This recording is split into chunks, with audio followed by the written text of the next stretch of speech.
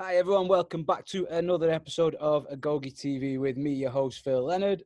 And I'm your host Josh Summersgill. On today's episode, we have Lois. Lois is going to talk to us a little bit about training in, where are you specifically now, Lois? In Ho Chi Minh in Vietnam. Oh, Ho Chi, I can't say that without sounding racist. Yeah, right. So, this is a good start. Well played. Off to a winner. Obviously, Lois has competed at a decent level at CrossFit, especially seeing as she has been to sanctionals. And I remember my first experience of Lois was she showed up at CrossFit LST and she was like, "I'm friend of Josh's, I just want to do the open," and then proceeded to smash every score on the whiteboard. And we were kind of like, right, okay, let's. I was like, who the fuck is this? So I'd only just started CrossFit then. I know you had an engine for days, and I'm assuming that's not changed. So Lois, if I can just pass it over to you, just to basically, I'd like you to explain first of all how you found CrossFit, and then obviously explain a bit more about why you're in Vietnam and not in sunny England. Okay, so I started the CrossFit bit. So I started CrossFit like about 3 years ago. So I'd been going to the gym for a while and like just doing usual like deadlift, bench press, squat type of things. And then we actually moved to, we used to live in Leeds City Centre and we moved to Morley.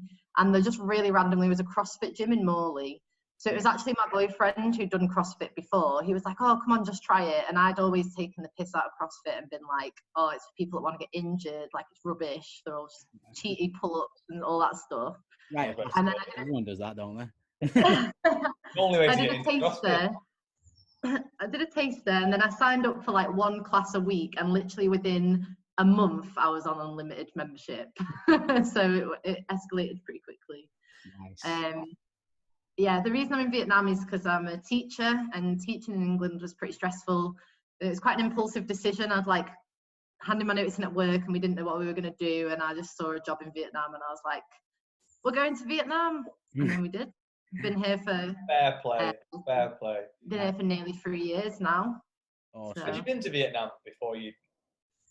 No, but I'd always wanted to go. Like, it was always the place that I'd like, ever since I remember watching a Top Gear documentary about Vietnam like years ago, and I remember watching that and be like, "Oh, I really want to go there." I love it. So I was like, "Oh, we'll go then."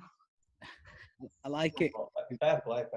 Impulsive decisions like that tend to serve people quite well. That's how I ended up. Yeah, that's how I ended up in Greece for 6 months. I was like, "Fuck it, I'm going away." I just came home from work one day and said to Josh, like, "I'm going to Vietnam. Do you want to come with me?" And he was like, "Yeah, not that Josh, obviously." My boyfriend is also called Josh, confusingly. And he was like, "Yeah, sure, we'll go." So it's good. Mega, what a guy. He got he got you into CrossFit and then followed you to Vietnam. Yeah, sounds like a keeper. Yeah, it's pretty laid back.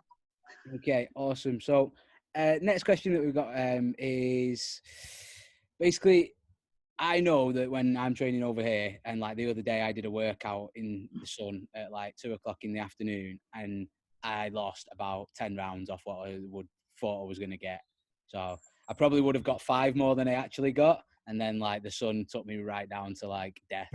And in between rounds, I was genuinely like going and like huddling in the shade over there, like, and just being like, help me. So like, have you got any tips, first of all, for training in the heat, and how do you find that it affects? Because obviously it's super hot over there all year, pretty much all year round. Yeah, all the time. It's 34 degrees Celsius usually, and like humid. So yeah, obviously like my gym does have air conditioning, but it's still hot. But when I first moved here, I thought it was really difficult. Like when I first got here, I remember the first week going into a gym, I couldn't lift like any weight, like at all. But now, like when I go home, I struggle because here, like you don't really have to warm up. It's like on your joints and everything. It's so nice though. And, like I don't think you get as stiff. Yeah. Like whenever I come home over winter, like I really struggle to like get moving in the gym and like get mobilized.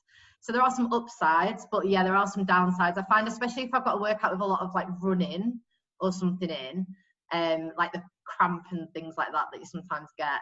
So drinking stuff that's not water is really useful, like horrible drinks. We have something called Pocari Sweat over here, which is just like salty water. I'm sure there's something similar in England. Like sports drinks, like they're horrible and they're such a waste of carbs, but sometimes like just necessary. What's it Or called? even like Pocari Sweat. Pocari Sweat. Wow. Oh, that sounds like something I never want to drink. Really So, nice. you have It's this like kind of a, stuff. Yeah, I'm always Yeah. like a caveman sweat or whatever it is in Vietnam. I mean, got liquid on a dare, and I don't want to drink that. Yeah. Yeah, I'd love some of that Nocco over here, but unfortunately it's not reached here yet.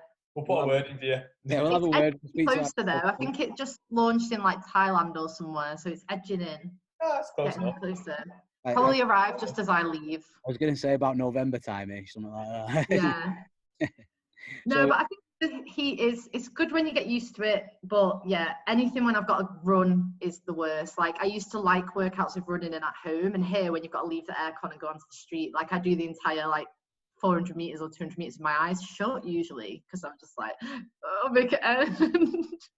I think it's crazy because like something that me and Phil were talking about today is like when, because obviously it is quite hot over here at the minute, and we're all training outside, and like just the way the sun almost like saps your energy and how fast it goes. Do you know what I mean? So like when you look at the guys that go to the games, people that aren't used to training that kind of heat, it's always like, oh yeah, you know, it's just a little bit warmer, but like the impact it actually has on your body when you're training is like, it's crazy. Yeah. I think it's like when it's sunny as well, because here when it's just hot but it's cloudy, it's not as bad. I think it's when like this it's Quite muggy over there though, isn't it? Like when it's cloudy. yeah. I do kind of prefer it now though to exercise cold. Because I'm like stuck here in like in at home all the time. I'm clearly watching all the fittest documentaries again, and like it was in one of the documentaries where Fraser's like, yeah, so I was planning on like getting in a certain lane so that I was in the shade, and I was like, does that really matter? And then like I was training in the sun the other day, like doing box step ups with dumbbells, just going, yeah, it matters. It really fucking matters. And that was the only thing I could think about. Like Matt Fraser saying, yeah, I should have trained it. I should have got in a better lane so I was in the shade. I was like, yeah, feel you, bro. There was one summer I came back to England, and it was that summer there was like a heat wave like 2 years ago, and I remember coming and doing a workout at your gym, like a class. Yeah. And there was a run in it, and we got outside and everyone was like, oh, it's so hot. Oh, and I was like, oh, it's really like pleasant, like nice weather. It's like, oh. Lois there with a hoodie on and everything in the middle of the summer. So you mentioned that you're coming back to the UK in the next few months. What are your plans for that? Apparently. Apparently. If I can get on a flight. You may be coming back to the UK if we can get you back. Hopefully. So what are your plans for that? How are you? So I'm trying to not have much of a plan. Basically, I don't really want to work full time for a few months. I want a break, but I wouldn't mind doing like a few different things. So obviously at the moment I'm a teacher, but I don't really want to teach in England ever again. So has it something about CrossFit coaching? Yeah. I was trying to subtly get you there, but Josh, you just like threw you straight in. Come on. So yeah, I would love to do my CrossFit level 1 and do some coaching. Yeah, that would be definitely. But I don't know when level 1s are going to come back. So they have announced some dates. Yeah, whether they're in the UK anyway. So whether they're online as well, aren't they, at the minute? Yeah, but you can only do them online if you've already done it. Yeah. Right. Okay. Because that might be actually what we have to do if we can't get a level 2 in before October, which sucks. But yeah, so I know Josh said that you've got interest in being a CrossFit coach, and you've competed to quite a decent level, and we were saying that we think you'll be a great coach for a start. So we're going to hopefully help you out with that. Just out of curiosity, how do you think that, because we've seen that teachers make really good CrossFit coaches, how do you think that that's going to impact your style of coaching, the way you attack it?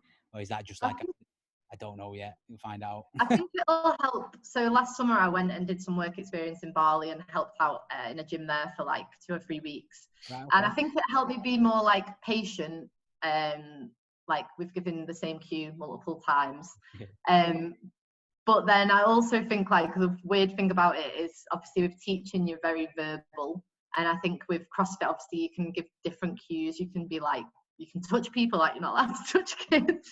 So I think like I think I'll be good with the being patient and being quite enthusiastic, because obviously with teaching as well, like you can be in a really bad mood, but you can't really show that. You have to be quite perky all the time and energetic. But yes, it might be difficult with some of the other bits. I think it sets you up really well. I think, like, obviously a couple of coaches we've got that have come from teaching backgrounds, they just adapt to it so fast because they've already got the people skills. Yeah. Do you know what I mean? You've got at the front of the class, they've got the presence, they know how to like project their voice, talk to people, and the rest of it, because they're already into CrossFit, they know a lot of like what they're talking about. So you tend to pick it up really quick as well. Yeah, I think as well, we used to explaining the same thing in like 10 different ways, 10 different times, so that can help sometimes. I've been like forcing my boyfriend to work out with me in lockdown, and I've been coaching him a little bit, and he seemed to like it, so that's okay. Golden rule, like, never coach your partner. Never. Although maybe it's just me and you, that, because everyone else we seem to speak to seems to get by all right with it. So that's it. Maybe so. Or maybe it's just Emma and Rach. I'm going to blame them too. That's it. Yeah. Maybe they're just uncoachable. You never know. No, they're not, because I've seen Josh coach. Sorry, Josh coach Emma. So awesome. I like it. With regards to coaching, I think something that you can bring a little bit of experience to is, me and you are part of the orangutan club, where we've both got long arms and long legs. And little short bodies. So obviously you coach multiple different types of people. Builds is probably the right term. How do you find CrossFit differs for you, being that you're longer limbed as such? And it's probably should explain when we say longer limb, like basically basic anthropometrics is Josh is short limbed because he's got little tiny legs, and I've got quite long legs, and if me and Josh stand together, although I don't like to admit this, we are nearly the same height. And although we're nearly the same height, my legs are much longer than his when we stand next to each other. So that does make a difference in a sport like CrossFit. And Lois falls in my category. I would, without being, hopefully that's not insulting. No, very limmy. Yeah. So how does that affect your training, and and again, how can you use that to coach people and educate them, make them better? I think I might be tall. Josh, how tall are you? How tall am I? Yeah. 5'2". Same height as Matt Fraser. We'll leave it right there. What height's that? 5'6". Oh, so I'm actually taller than you as well, and gangly. God, it's awful. I think you're taller, to be fair. So training with long limbs is really annoying, and I think it's not that bad if you just focus on yourself. It's when you see other people pick up skills really quickly and look really good. And like whenever I watch a video of myself snatching, I hate it because it looks so awkward, but I know that I'm not doing anything wrong. It's just the way that my body is. And I think having like that myself made me realize that like you can't really just say like everyone's set up and everyone's lift is going to look the same, because they're really not. So having that myself made me realize that like sometimes when I think someone's setup looks wrong, and I have to like think about, but is there actually anything wrong with it, or is it just because they've got stupidly long legs and stupidly long arms? Yeah. So I legit find that my arms get in that my legs get in the way of my arms when I'm setting up for a snatch. Yeah, and I really like to overhead squat, quite like narrow grip. Yeah. But when I snatch, if I go narrow, that barbell is not going to nice places. Excellent. I think especially with something like snatching as well, like you just said then, what would be really good for you is if you're leading a class or a group of people, and let's say, I don't know, you're leading a weightlifting class, for example, and everyone's snatching, you will literally be able to see so many different people setting up in so many different ways, and not one of them is necessarily incorrect. But like you said, because you've got like that kind of build, you know there's going to be that variance of people. Does that make sense? So like my setup will be completely different to yours, for example, which will be different to Phil's and so on. Also, I know when like a shorter person or normal sized person with normal limbs sets up for a snatch, I know exactly what it looks like, because I'm like, oh, that looks so good. Compared to a video of me. Yeah. But when it comes to things like rowing, for example, or deadlifting. I'm not very good at deadlifting, but wall balls I'm very good at. Just go. So there you go. I've got wall balls. I say, yeah, it's because the target's like Head height. yeah. Yeah.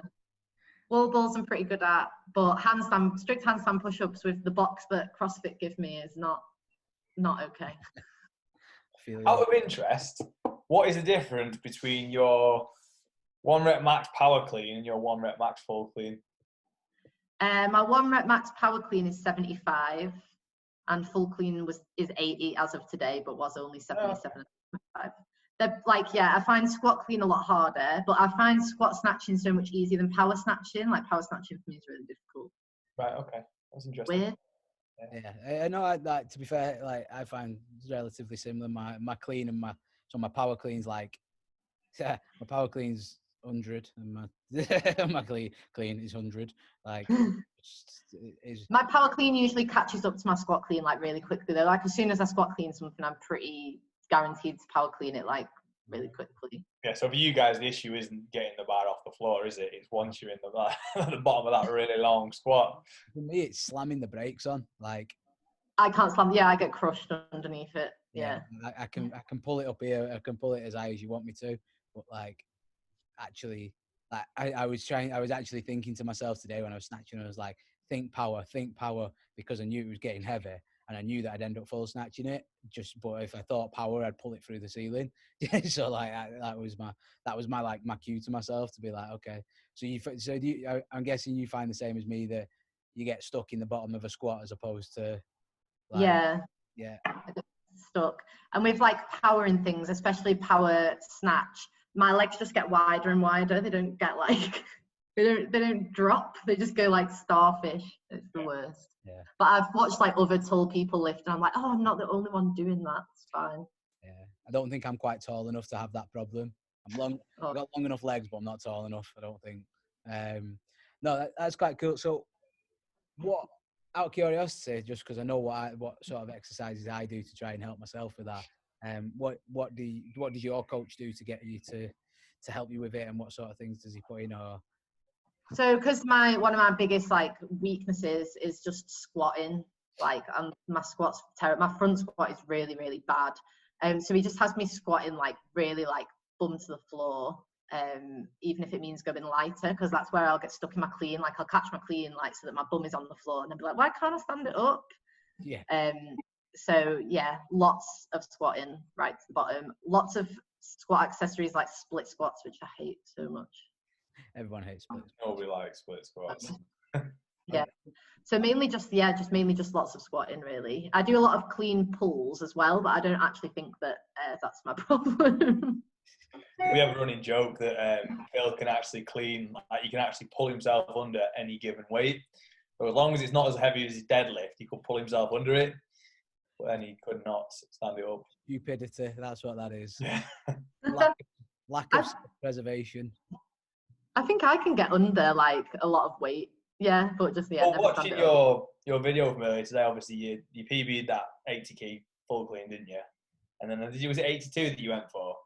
And then you got under it, went real fucking low, and then just didn't come up out of it. Yeah, if I squat below a certain point, that's it. But I don't even think I can squat 80 kilograms, front squat 80 kilograms. So I was really surprised that I could stand that up. Wow. You can now. Yeah. There you go. I've not front squatted like heavy for such a long time because I'm constantly working on getting really, really low in my front squats. So I don't actually know what my max of that would be anymore. It's interesting because, like I say, I was talking to my coach about it the other day, and I really struggle with any deep hip flexion sort of movement. So like for me, a box step up is deep hip flexion. So like it crushes me. Like to do dumbbell box step ups is horrible for me. I just not got it. We should be good at them with our long legs. That's one of my best movements. So is that for you then? Would that be like sort of almost deep hip flexion for you? Yeah. So like if you was to do obviously I say a high box step up, so obviously that's the extremely deep hip flexion. Is that what you're saying, Phil? And then obviously it's you glute at the end of your motion. So for me, a 24-inch box is quite high. Yeah. And for me to step onto it, I'm in like this would be the angle of my foot, like knee. Yeah. Whereas if I was to step onto a 20-inch box, I can get on dead easy.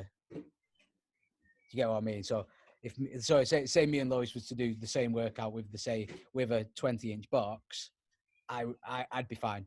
Yeah. I wouldn't have any problem getting on and off the box. But like as soon as you take it up those 4 inches, like the bottom, 4 inches matters. I'm telling you. The bottom of my squat becomes like really challenging. I say that bottom's just standing up out of it. So I have to swing the dumbbell until I can get up above parallel, and then it's easy again. So yeah, interesting.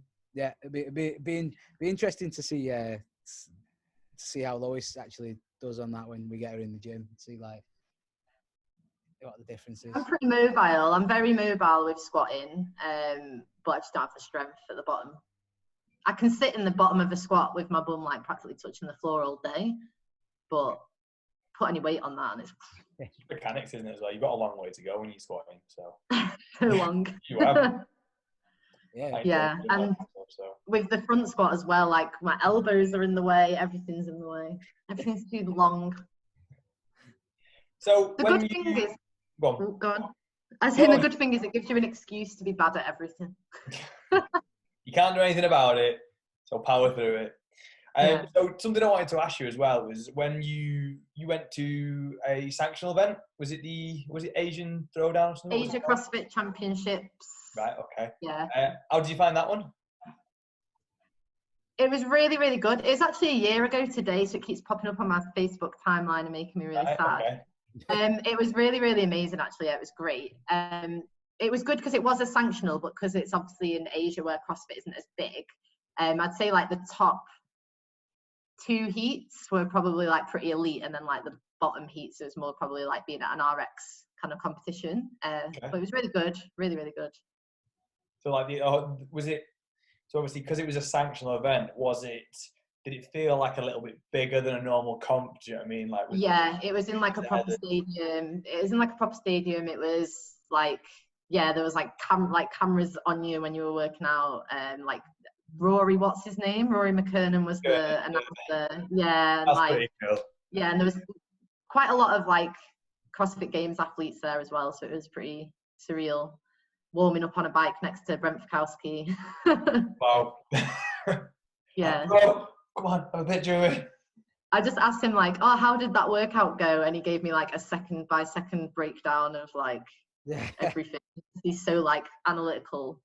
I thought you were going to say, hey bro, what happened when Sam Briggs ran past you in 2016? And yeah, because it was like China as well, obviously like most of the ergs and stuff are made there. So there was like ergs everywhere, which is good for me. Yeah. They were all actually really good workouts for me. So I did probably better than I should have done, which is good. Not often happen for tall people, but I was lucky. Love it. Like Fikowski was there, to be fair. Yeah, I think like he was like one of their big name draws. So maybe they made it a bit tall people friendly. Like there was heavy Karen, there was running on a curved treadmill. No man. There was literally an erg triathlon. There was no pull-up bars, so there was nothing like that at all. Heavy. That's the most miserable thing I've ever heard of in my life. Like, just I always remember seeing a thing Travis Mayer did heavy Karen unbroken. Oh, so I was like really. At the time, I really didn't like it, but like since then, my coach always makes me use like a heavy wall ball. I never lets me use a women's weight. So I reckon if I did it again now, I'd smash it. But at the time, I thought I'd done really badly, but then I did okay. Because I was looking back at the videos at like the little Asian people jumping at the top of every rep, and I was like, oh yeah, wasn't that bad. Enjoy your short limbs now, motherfucker. Yeah, but they did get us back. There was one workout with snatches in it, and they gave us a 12.5 kilogram bar, like a short bar. Right. And I couldn't power snatch once with that bar. So I got through all the thrusters and ring muscle ups and got to a weight that I can usually power snatch and was just like, my arms don't go on this bar. Holding it outside the plates and everything. It was, not good. So, to be honest, like I think like there's one thing that I really like about this sanctioned events, like, and again, please don't take this the wrong way. Like, I don't think you would be at a regional level but it gives you sort of some experience of what it'd be like to compete on that stage. And again, feel free to tell me I'm wrong, that you are a regional level and you'd be able to smash it. No, 100% not. I definitely agree with you. And I think the one in China as well, like for me, my aim wasn't to go to like a sanctional competition. I'd never done a solo competition before. Right. And for me as a teacher, to find competitions in Asia that fall in my school holidays that I can actually fly to, that was literally the only one. Right. So I was like, oh, I'll do the qualifier and see what happens. And then I qualified and was like, I'm just going to go.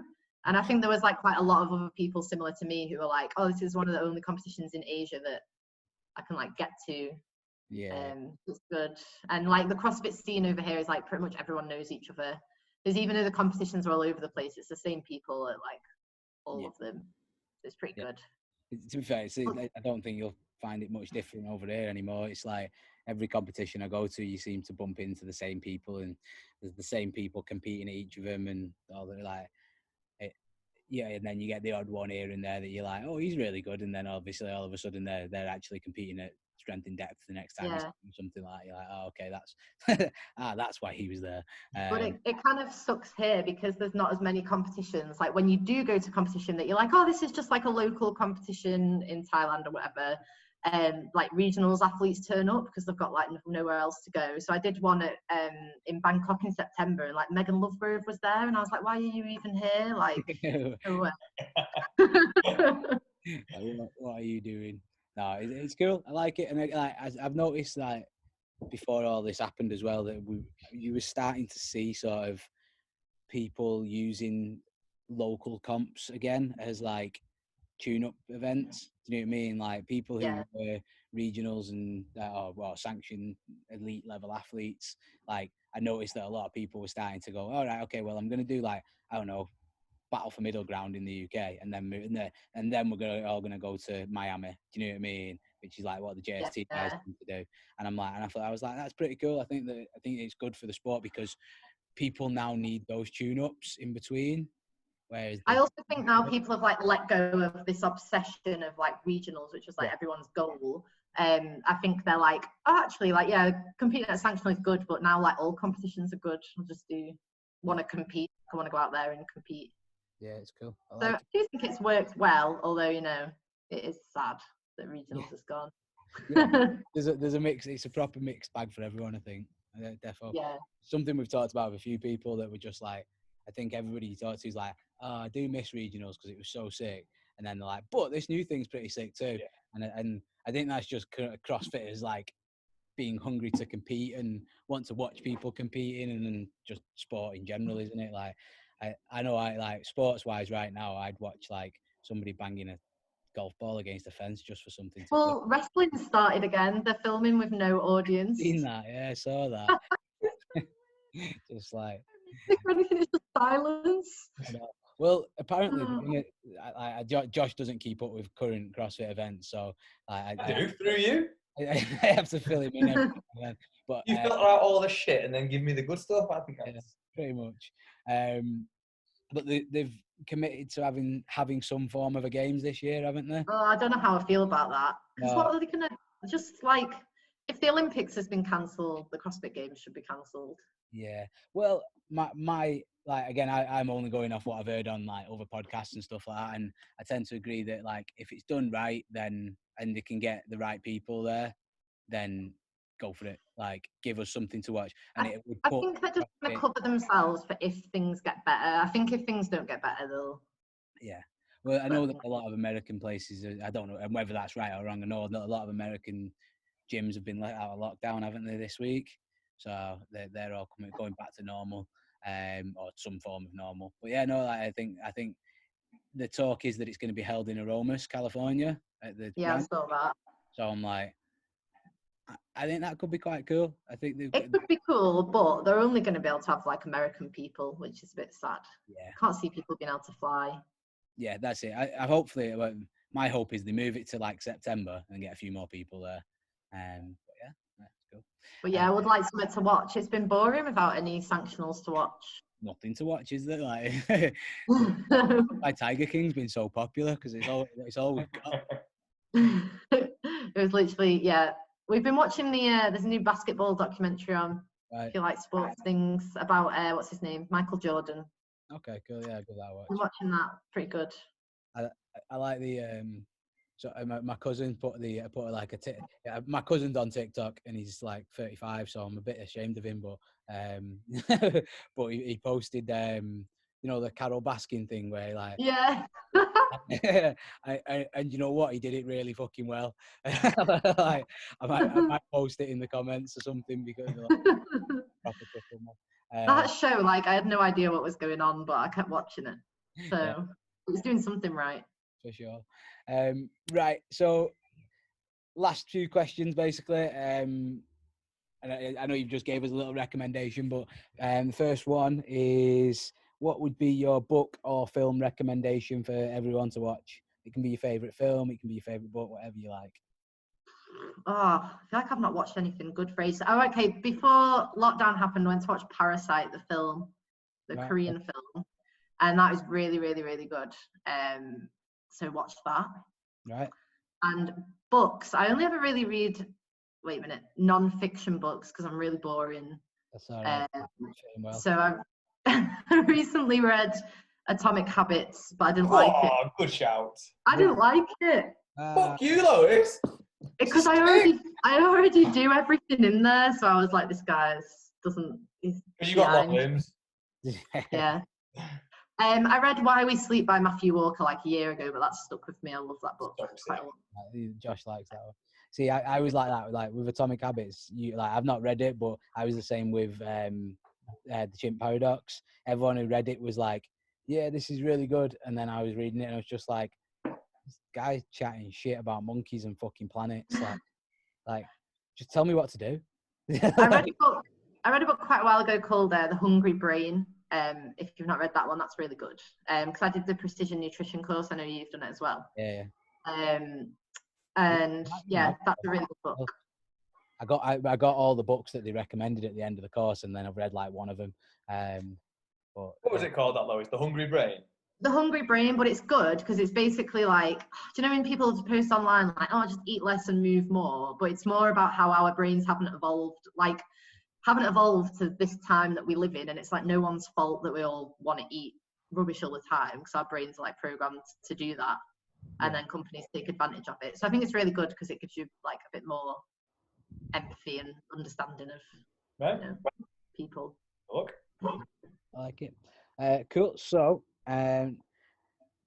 next question. So I've come up with a different one for you because I know you're into your CrossFit. So my next question is, I want you to pick a CrossFit team. So basically any 4 people, 2 male, 2 female. But my rules are, you're not allowed to have Matt Fraser, and you're not allowed to have Tia Claire Toomey. You're not allowed to have Rich Froning, and I've not really picked another girl for that rule, but you're not allowed to have any of them, and the team has got to beat them. Right.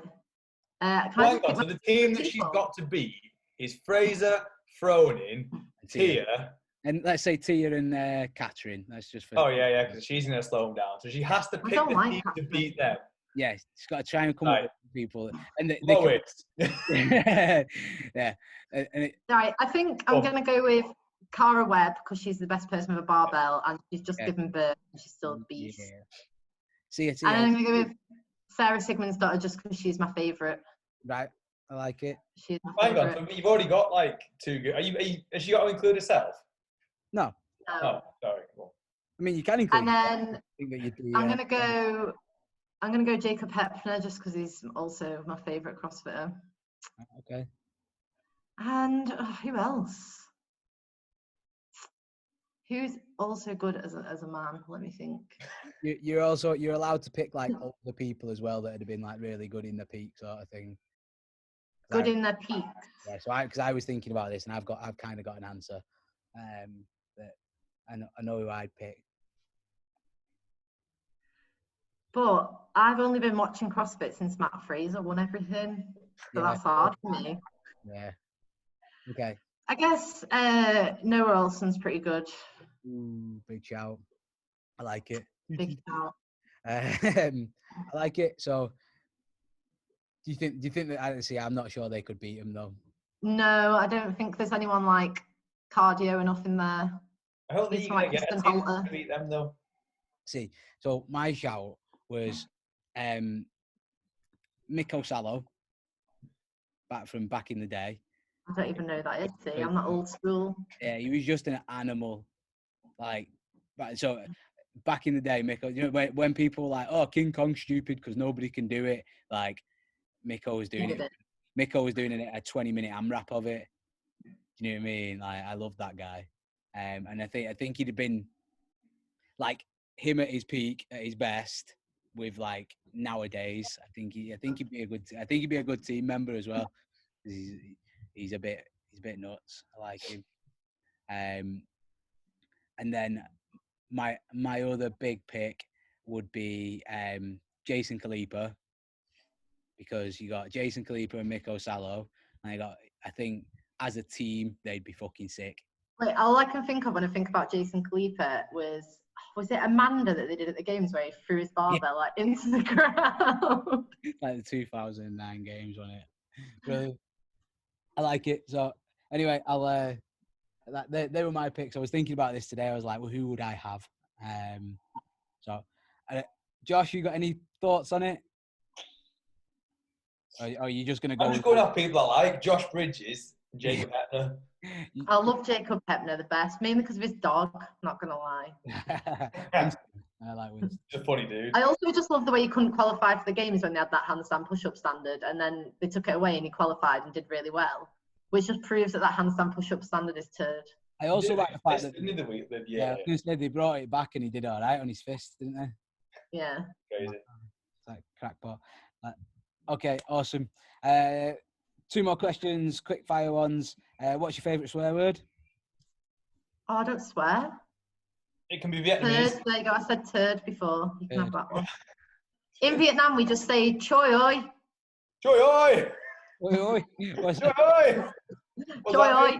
What does that mean? It's just like a surprise, like, ah. Oh, yeah. I don't actually know what it means. So you just shout it in all random. Choi oi! Choi oi. You know, you've been offending people in Vietnamese for like 3 years. Last one, and this one always trips people up, but if you could pick one person to learn everything you can from in a 24-hour period, they can be dead or alive, they can be anyone you like, who would it be? Probably Carl Sagan. Okay, who's he? I don't know who that is. He's a physicist. I'm a physics teacher, aren't I? So go with a physicist. Went straight. I like it. Excellent. That's probably the fastest answer we've had as well, so that's definitely a PB. Yeah, good. Excellent. It was either him or Nikolai Tesla, so it was easy. Yeah, okay, I like it. Mems has just texted me, and I'm just like, comes through to my laptop, and I wonder what's wrong with that lad. Anyway, so awesome. Thank you very much, Lois. If people want to find you, know more about you, give you a follow on Instagram, where do they find you? I'm on Instagram. I think my name is Lo Alex, but it's like LOALYX. But I just post loads of pictures of food on there, so it's not the best. Awesome. People, Instagram behaviour. You say you're officially a CrossFit Games athlete. If you post food and training videos, then you've nailed it. But the pictures of cake, not healthy food. So. No one cares about kale and shit. Yeah. It's all about cake. It's all about cake anyway, isn't it? Awesome. I'll stick that in the show notes anyway. What else is that? So sorry, I've lost my show notes as per usual. Thank you very much for being on today, Lois. And also, we would also like to thank all of the key workers that at the moment, we know that it's a bit of a rough time, and hopefully we're coming out the other end of it shortly. But we just like to throw that in at the end of every podcast, just to show our support. I know a lot of people have done a what's the charity? The Heartbeat charity, 2.6 over the last couple of days, and I just want to give a shout out to all the LST girls and guys that chipped in and donated for that, and also put the time and effort into throwing down. I either didn't get nominated or I didn't see anything, so I felt a bit left out. I'm not gonna lie. What did you get nominated for? No. Oh, sound. No, they were all debating what to get me to do, and like I just didn't end up doing anything. So I didn't. I didn't hear anything about getting any nomination, so I was like, yeah, you got away with it. And then like, 26 reps. Anyway, so well done to you guys for all smashing that. Again, thanks very much for being on today, Lois. Everyone, don't forget to check out all our previous shows. If you like if you liked this show, I think you'll definitely enjoy our previous shows with Matt Pilling that you can check out over the on what episode is that? Episode 13. And obviously, if you comment, like, subscribe, share, then we would really appreciate it. And it really helps us get the podcast out there to more people. So thank you very much. And thank you very much to Lois and Josh again for today. Peace.